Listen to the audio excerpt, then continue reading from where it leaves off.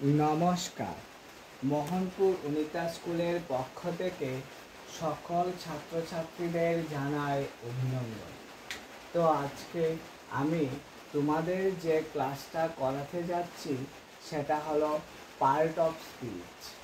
যদিও আজকে আমার ক্লাস করার তেমন কোনো ইচ্ছে ছিল না, তবু কোনো একজনের অনুরোধে আমি আজকে ক্লাসটা করছি।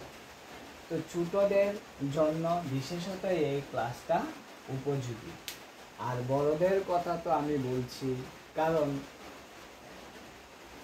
বর্তমান যুগে ছোট থেকে বড় ক্লাস পর্যন্ত সকলেরই ইংরেজি ভাষাটা শেখা খুবই ইম্পর্টেন্ট। এবং ইংরেজি বলতে পারা, কথায় যদি আমরা ইংরেজি বলতে না পারি তাহলে পড়াশোনায় কোনো গুরুত্ব থাকে না।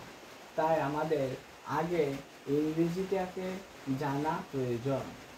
যদিও সেই ইংরেজি ভাষাটাকে নিয়ে আমার বিরোধিতা ছিল, অর্থাৎ সব জায়গাতে ইংরেজি ভাষাই বেশি প্রচলিত, কিন্তু আমাদের বাংলা ভাষাটাকেও প্রচলন করা উচিত ছিল। তাই সবার জন্য বলছি, ইংরেজি ভালো করে শিখবে, এবং ইংরেজি শিখতে হলে আমাদেরকে আগে সেই ছোট ছোট বিষয়গুলি ভালো করে অধ্যয়ন করতে হবে।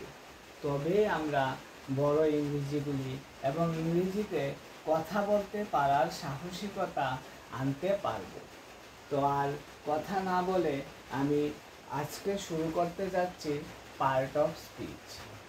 যদি কারোর উপকার হয় তাতেই নিজেকে সন্তুষ্ট মনে করবে। পার্ট অফ স্পিচ কাকে বলে? প্রত্যেকটি সেন্টেন্সের অন্তর্গত প্রত্যেকটি ওয়ার্ড হচ্ছে পার্ট অফ স্পিচ। অর্থাৎ তোমাদের মনে প্রশ্ন যে পার্ট অফ স্পিচ কাকে বলে? প্রত্যেকটি সেন্টেন্সের অন্তর্গত প্রত্যেকটি ওয়ার্ড হচ্ছে পার্ট অফ স্পিচ। এবার সেন্টেন্স কি, ওয়ার্ড কি, সেই সেন্টেন্স কি এবং ওয়ার্ড কি সেই সম্পর্কে আমি তোমাদের আরও একটা ক্লাস করেছিলাম বা করব, তোমরা দেখে নেবে। তাহলে একটা সেন্টেন্সের অন্তর্গত প্রত্যেকটা ওয়ার্ডকে বলা হয় পার্ট অফ স্পিচ। যারা ইংরেজি মাধ্যমে আছো তারাও এটাকে শিখতে পারো। when a word of a sentence has its relation with other words of the sentence is called a part of speech। ঠিক আছে, মানে পার্ট অফ স্পিচ কাকে বলে? অর্থাৎ when a words a sentence has its relation with other words of the sentence is called a part of speech। যদি তোমরা ভালো করে বুঝো তাহলে এটার বাংলা মিনিংটাও তোমরা বুঝে যাবে। অর্থাৎ একটা সেন্টেন্সের সঙ্গে সম্পর্কিত ওয়ার্ডগুলিকেই বলা হয় পার্ট অফ স্পিচ। এবার তোমাদের মনে প্রশ্ন যে পার্ট অফ স্পিচ কত প্রকার? হ্যাঁ, পার্ট অফ স্পিচ 8 প্রকার, সাধারণত 8 প্রকার।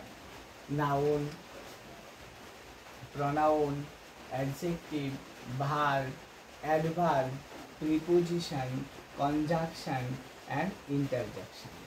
তোমরা অবশ্যই নামগুলি ভালো করে শুনে রাখবে এবং নামগুলিকে মুখস্থ করার চেষ্টা করবে। তো আমি প্রতিটা ছাত্রছাত্রীকেই বলছি, তোমরা না বই, না খাতা, না কলম, শুধু মন আর মস্তিষ্ক দিয়ে যদি বুঝবার চেষ্টা করো তাহলেই তোমরা সেই পার্ট অফ স্পিচ শিখে নিতে পারবে। তারপর অনায়াসে তোমরা খাতা কলম নিয়ে খাতায় লিখে নেবে। প্রত্যেকটি সেন্টেন্সের অন্তর্গত প্রত্যেকটি ওয়ার্ড হচ্ছে পার্ট অফ স্পিচ।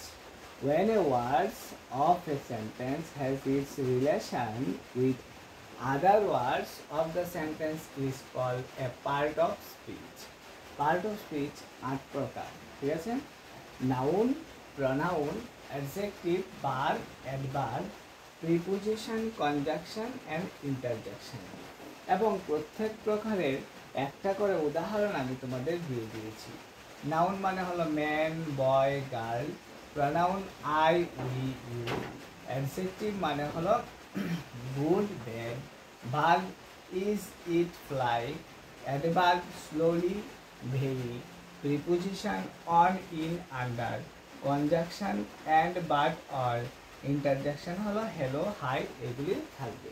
ঠিক আছে, তাহলে পার্ট অফ স্পিচ কি, পার্ট অফ স্পিচ কত প্রকার ও কী কী, এই সম্পর্কে আমি তোমাদেরকে জানিয়ে দিলাম।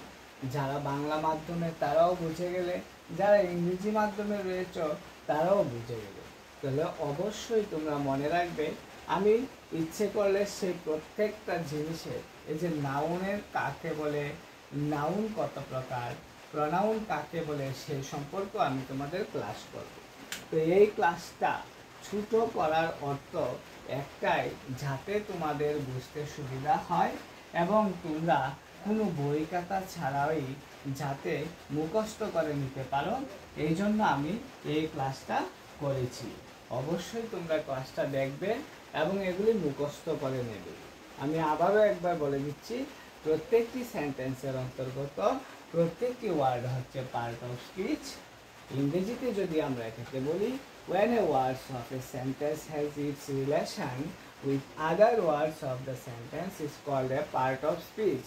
Part of speech 8 প্রকার: noun, pronoun, adjective, verb, adverb, preposition, conjunction and interjection. অবশ্যই ভালো থাকবে। ক্লাসটা কেমন হলো জানাবে এবং যদি কোনো জায়গায় ভুল হয় তাহলে অবশ্যই বলবে, আর যদি বুঝতে অসুবিধা হয় তাহলে তো কমেন্ট করে বলবে। ধন্যবাদ সবাইকে, ভালো থাকবে।